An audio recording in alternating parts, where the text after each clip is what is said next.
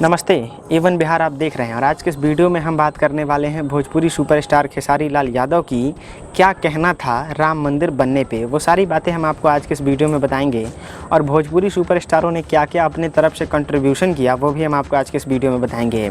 तो नीचे कमेंट में सबसे पहले तो जय श्री राम लिख दीजिए और आइए अब ज़्यादा लाइक वाइक के बारे में नहीं कुछ कहते हैं, सीधे बढ़ते हैं वीडियो की तरफ।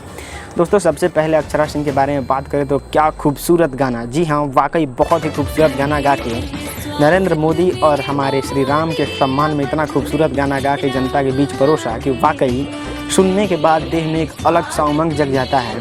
और फिर उस गाने के माध्यम से अक्षरा सिंह ने बताया कि मुझे कितना राम मंदिर से प्रेम है।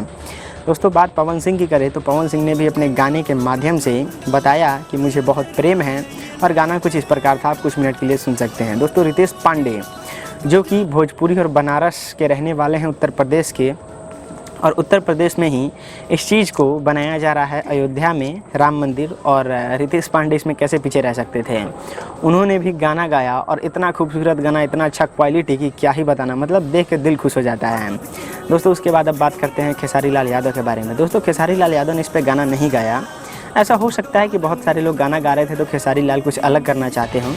उन्होंने पोस्ट किया और उसमें राम मंदिर के बारे में कुछ बखान की और बताया कि इतने दिन से लोग कोशिश कर रहे थे लेकिन हमारे तेजस्वी प्रधानमंत्री नरेंद्र मोदी ने इस काम को कर दिया। ये वाकई काबिले तारीफ़ है और आज हमें बहुत खुशी है कि हमारे भारत में राम मंदिर बन रहा है।